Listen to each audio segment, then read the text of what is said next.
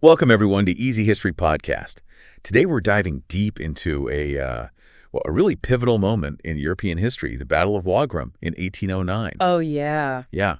And, looking at how this clash unfolded during the Napoleonic Wars, it's really a testament to, that back and forth, the ebb and flow of power during that time. Absolutely. I mean, by May of 1809, Napoleon had just, experienced a significant setback Yeah. at the hands of the Austrians at the Battle of Aspern. Oh, yeah. Brutal. Yeah, it was a particularly brutal encounter, and it really did seem to inject a new sense of hope, maybe even defiance, among those who opposed him. I mean, for so long, Napoleon's military successes had been almost relentless. Right. So this Austrian victory felt like a genuine shift in the dynamic. It did. And it wasn't an isolated event, was it? No. Because around that same time, Pope Pius VII took the dramatic step of excommunicating Napoleon for annexing parts of the Papal States. Right. You've got to think about the impact of that beyond just the political implications, right? Imagine the symbolic weight it carried for many across Europe who might have been, wavering in their allegiance or opposition to Napoleon. It added a whole other layer to the narrative surrounding him. It certainly amplified the perception that Napoleon might not be quite as invincible as he had seemed. However, I think what's particularly interesting to consider is Austria's response to this victory at Aspern. Yeah.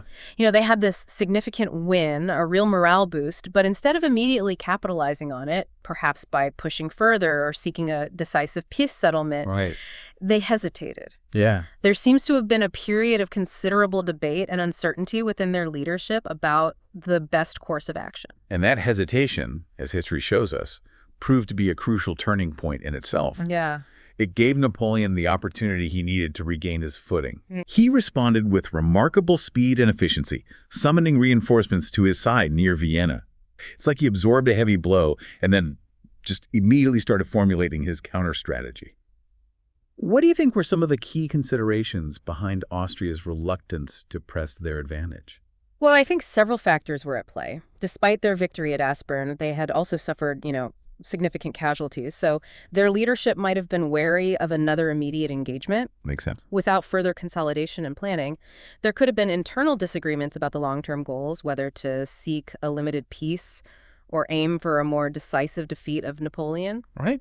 And of course, they were likely hoping for the arrival of promised support from other powers, particularly Great Britain, which might have influenced their strategic calculations. Yeah. This period of indecision, though understandable from their perspective, ultimately allowed Napoleon to seize the initiative. And see that he did. Yeah. Among the crucial reinforcements that arrived were the Army of Italy, commanded by his stepson, Eugene de Beauharnais. Right. This was a seasoned force, already active, in operations in northern Italy. Then you had Marshal Marmont's 11th Corps, who had also achieved notable successes against Archduke John in that same Italian theater. And we can't forget Marshal Bernadotte's Saxon 9th Corps. Adding even further numbers to Napoleon's rapidly growing army is quite a testament to his ability to marshal resources, across his vast empire. It truly underscores Napoleon's exceptional organizational and logistical capabilities. I mean, consider the sheer scale of moving these armies across Europe in a relatively short time frame. Initially, following the setback at Aspern, Napoleon's forces were around 90,000 men with 544 cannons. Wow. But by the time he was prepared to attempt another crossing of the Danube, his numbers had swelled to an impressive 164,000 men. That's a huge difference. Interestingly, the number of his cannons had slightly decreased to 414, but the massive increase in manpower significantly outweighed this. This new force considerably outnumbered Archduke Charles's Austrian army, which stood at 128,000 men and also possessed 414 cannons. The shift in numerical superiority was dramatic. It really is. Staggering numbers. It highlights Napoleon's determination to not only recover from defeat, but to come back even stronger.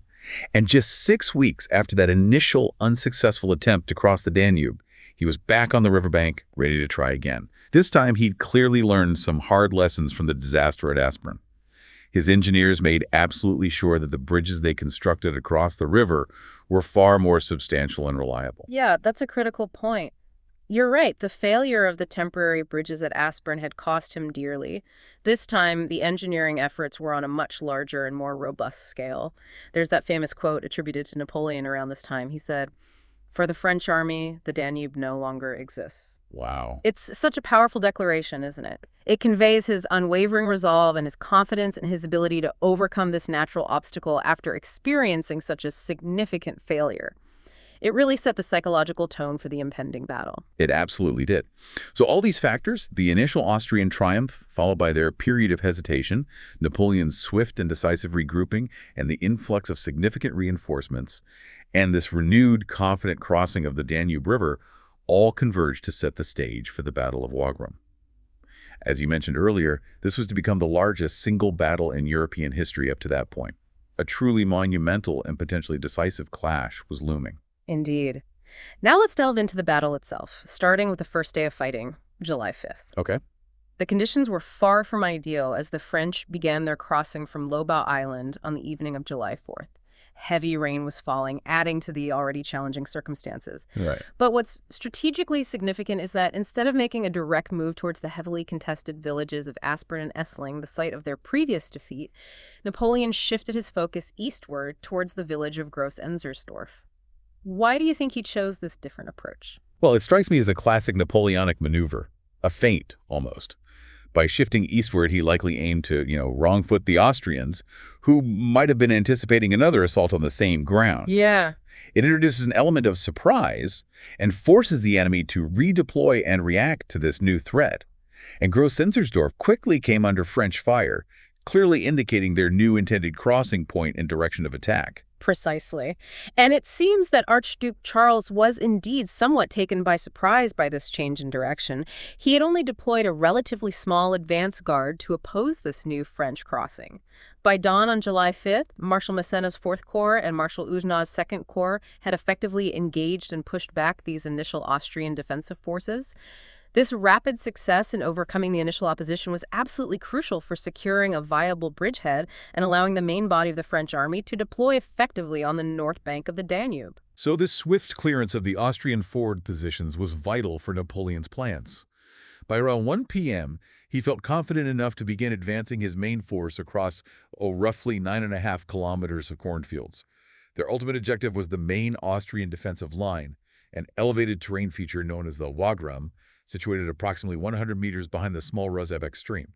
This higher ground would obviously offer a significant advantage to whichever side held it. The terrain around Wagram was indeed key. As the French forces advanced across this wide front, we see a strategic deployment of their various corps. General Lasalle's light cavalry and Marshal Massena's 4th Corps were positioned on the French left flank. Their role was primarily to screen and protect against any potential Austrian flanking maneuvers from that direction. Meanwhile, Marshal Oudinot's 2nd Corps and the formidable Marshal Davout's 3rd Corps were directed to advance directly towards the Wagram itself, aiming to dislodge the Austrians from their strong position. And filling the center of the French line were Marshal Bernadott's Saxon 9th Corps and Eugene's Army of Italy, providing a solid central mass. It really paints a picture of a vast and complex military machine in motion. It's like watching a grand strategy unfold in real time, with each corps assigned a specific role in the overall plan. Now, as day wore on and evening approached, around 6 p.m., Napoleon, still carefully assessing the full strength and disposition of the Austrian defenses along the Wagram Plateau, decided to order a general attack. It sounds like he was testing the waters, probing for any weaknesses in the Austrian line before nightfall potentially complicated matters further. That's a very accurate assessment. This initial general assault was likely intended to gauge the Austrian resistance, identify any vulnerable points, and perhaps gain some advantageous ground before darkness fell. However, Napoleon's troops encountered a determined and fierce Austrian resistance all along the Wagram Plateau. Archduke Charles's forces were well entrenched and put up a very stout defense, effectively halting the initial French advance and demonstrating their resilience. And then we have that really unfortunate, frankly quite chaotic incident involving the Saxon 9th Corps as twilight descended. Oh, yeah. They entered the village of Wagram, and due to the similarity of their white uniforms with those worn by the Austrian infantry, coupled with the rapidly fading light, a tragic case of mistaken identity occurred. They inadvertently opened fire upon Austrian troops, resulting in significant friendly fire casualties. This was a devastating episode, not only in terms of the immediate loss of life and the physical damage inflicted, but also for the impact it had on the morale and cohesion of the Saxon troops. Understandably, the panicked Saxons retreated with heavy losses, and Napoleon's initial hopes for a rapid breakthrough on the first day were effectively shattered. It serves as a stark reminder of the fog of war, the chaos and confusion that could easily grip even experienced troops on such a massive and fluid battlefield, especially as visibility diminished. So, the first day of this immense battle concluded without a decisive victory for either side. Both armies, exhausted from the day's intense fighting, settled down to bivouac for the night under the open sky. And as you can imagine, both Napoleon and Archduke Charles were intensely focused on analyzing the events of the day and meticulously planning their strategies for what everyone knew would be a crucial second day of combat. What were the main strategic imperatives facing each commander as darkness fell? Overnight, the strategic planning was indeed critical. Napoleon's primary objective for the second day centered on a significant flanking maneuver to be executed by Marshal Davout's Third Corps. The aim was for Davout to conduct a wide sweep around the Austrian left wing. The intention behind this was to outflank the Austrians, forcing them to either withdraw from their strong positions on the Wagram or to weaken their center in order to reinforce their threatened left. The rest of Napoleon's forces were tasked with maintaining pressure through a series of more localized attacks along the Austrian front. This would serve to keep the Austrian army engaged and prevent Archduke Charles from redeploying significant numbers of troops to counter Davout's flanking move. But the second day dawned with a rather unpleasant surprise for Napoleon, didn't it? To his considerable fury, he discovered that Marshal Bernadotte, acting entirely without orders or authorization, had made the decision to withdraw his Saxon troops from the strategically vital village of Oderkla during the night. And the Austrians, quick to recognize this opportunity, promptly moved in and occupied it. What made Oderkla such a critical point on the battlefield? Oderkla's location was indeed crucial, positioned as it was in a sensitive sector of the center of the battlefield. By abandoning it, Bernadotte created a significant and unexpected vulnerability in the French line. Napoleon's anger is entirely understandable. Such an unauthorized withdrawal from a key strategic point could have had severe repercussions for his overall battle plan, potentially exposing his center to Austrian attack. It demonstrated a lack of discipline and poor judgment on Bernadotte's part. Napoleon reacted swiftly, immediately ordering a counterattack by elements of the French army, along with what remained of the Saxon forces, to try and retake Oderkla. However, this assault unfortunately failed, and it came at a significant cost in terms of casualties. It really underscores the strength of the Austrian positions, even after a long day of fighting, and the negative impact of that initial blunder by Bernadotte. Turning to the Austrian side, Archduke Charles was facing his own set of considerable challenges as the second day began.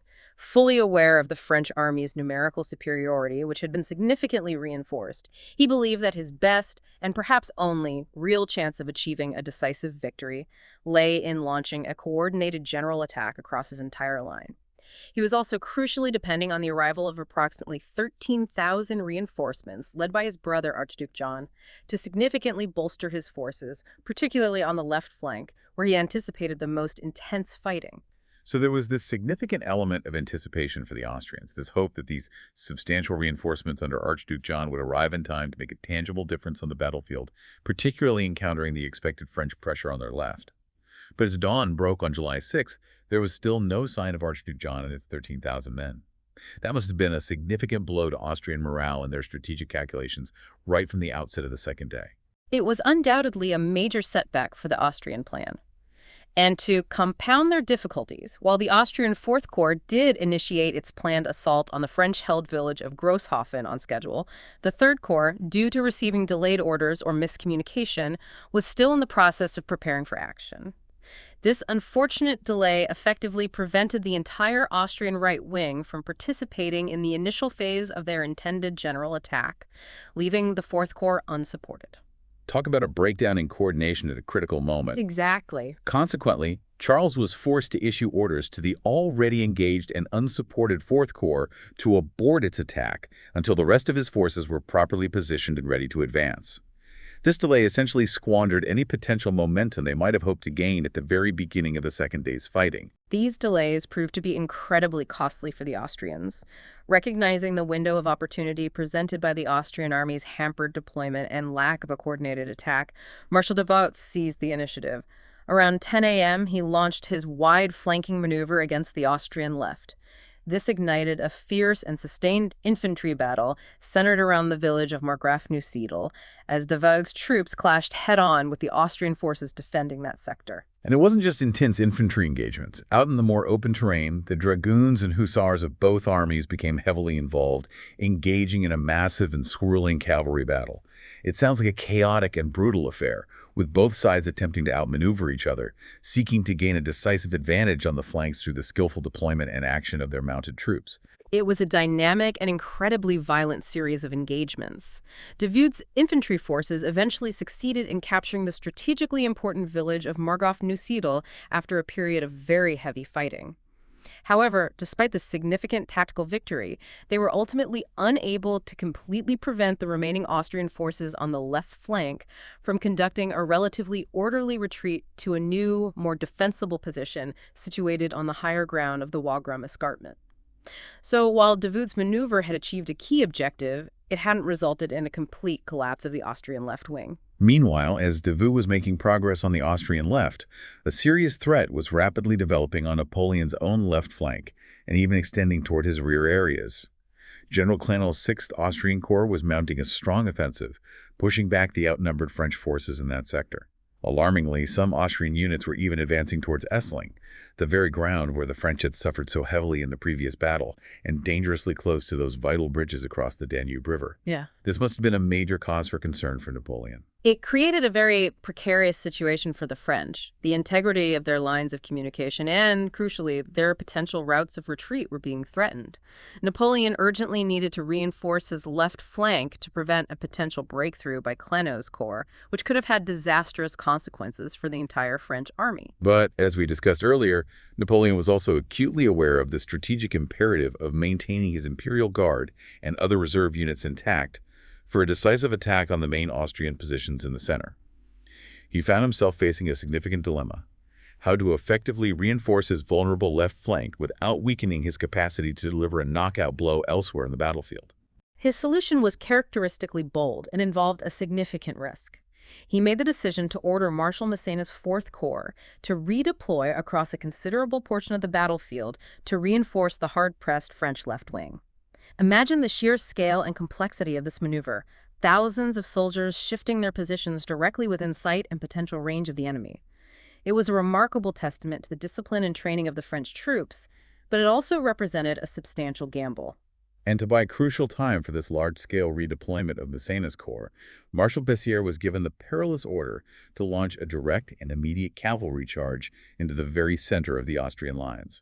It sounds like a desperate, almost sacrificial measure intended to create a diversion and disrupt the Austrian advance. The losses incurred in that cavalry charge were indeed very heavy.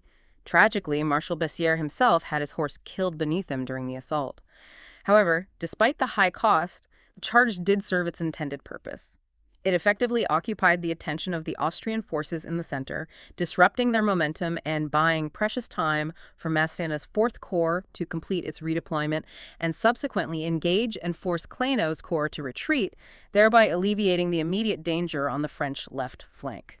With the situation on his left flank temporarily stabilized, Napoleon then unleashed one of his most formidable and characteristic battlefield tactics: the concentration of a massive grand battery in the center of the battlefield. Over 80 cannons were massed together, creating an unprecedented concentration of artillery firepower focused on a single sector of the Austrian line. This massing of artillery was a signature element of Napoleon's battlefield doctrine. The objective was to unleash a truly devastating barrage of fire, to relentlessly bombard the enemy lines, create breaches in their formations, and effectively soften them up for a decisive infantry assault. The Grand Battery at Wagram certainly lived up to its reputation, reportedly firing an estimated 15,000 rounds into the Austrian ranks.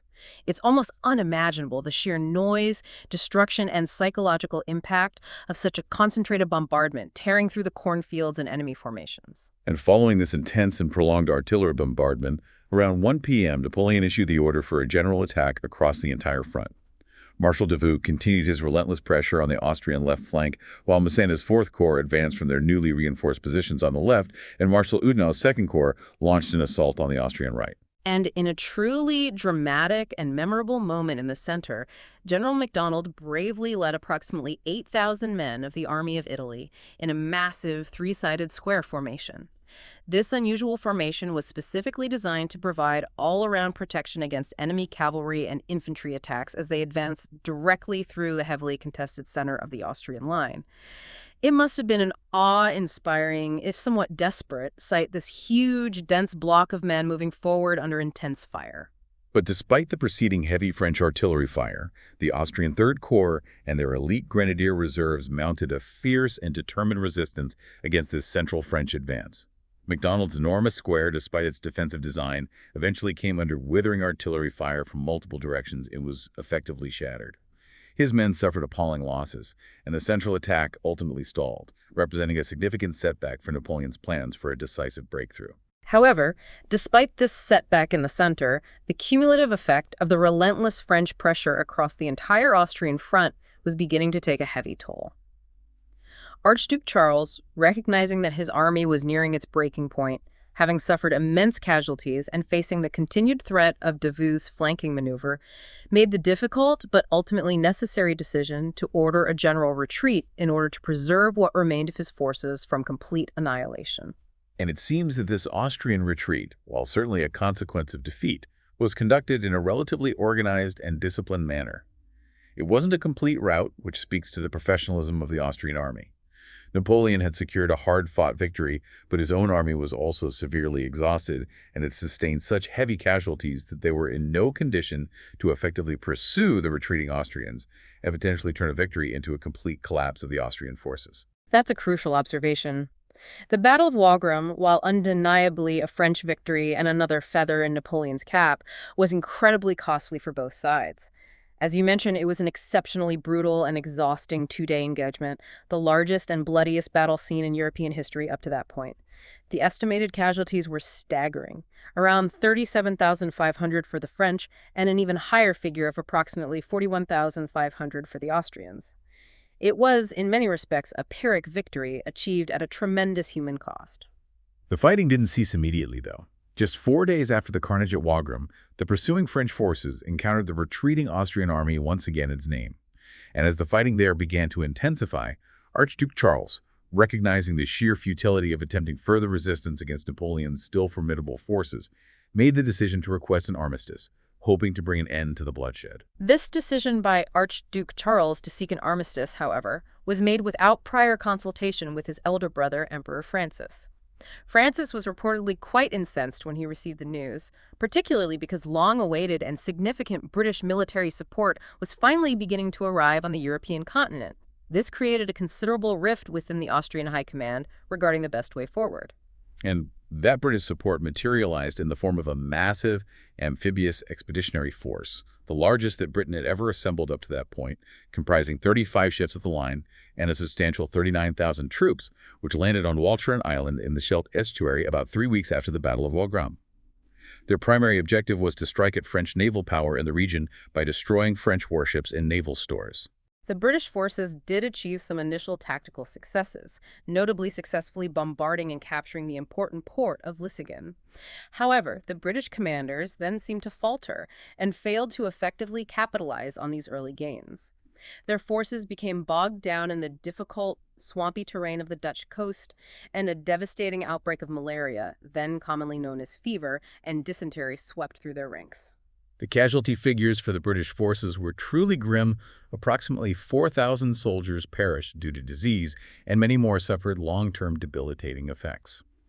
The surviving elements of the expedition were eventually evacuated back to England in December, marking a rather unsuccessful and ultimately costly episode for the British war effort on the continent. This significant British failure had a direct impact on Emperor Francis's strategic calculations. Upon receiving news of the disastrous outcome at Walcheren, and being further persuaded by his own generals that Austria was no longer capable of continuing the struggle against Napoleon alone, he ultimately made the difficult decision to agree to Napoleon's terms for peace.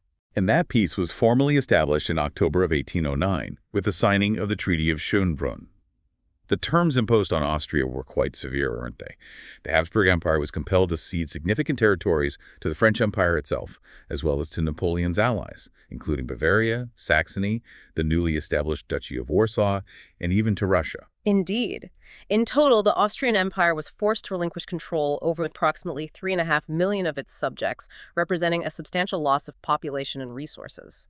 Furthermore, Austria was obligated to pay a large financial indemnity to France, severely limit the size of its standing army to a mere 150,000 men, and adhere strictly to Napoleon's continental system. This economic blockade against Great Britain effectively prohibited all trade with British ships and merchants, inflicting a significant blow to the Austrian economy. It's also a rather poignant side note that Archduke Charles, who had proven to be one of Napoleon's most consistently capable and respected military adversaries, experienced such a deep and bitter falling out with his brother, Emperor Francis, in the aftermath of the war and the terms of the peace, that he never again held an active military command within the Austrian army. It was a significant loss for Austria in terms of military leadership. Absolutely. The Battle of Wagram represented yet another decisive victory for Napoleon, further solidifying his dominant position on the European continent for the time being. However, beneath the surface of this triumph, there were indeed subtle but significant warning signs for the French emperor.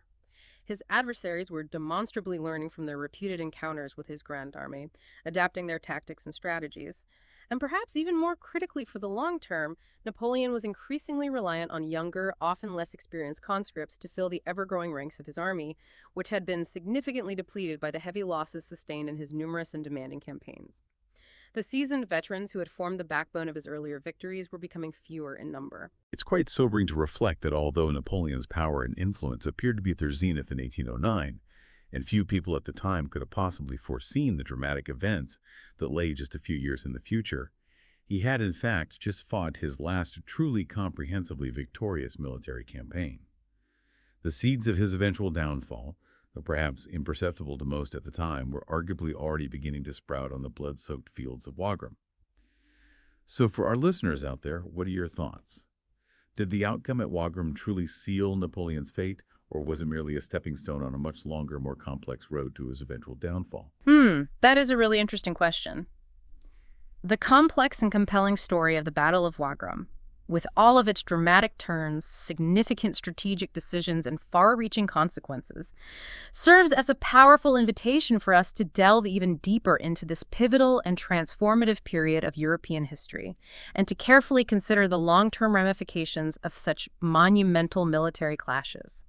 It leaves you pondering what might have unfolded differently had different choices been made at critical junctures, or had those subtle but significant shifts in the dynamics of power been more clearly recognized and acted upon with greater foresight and decisiveness.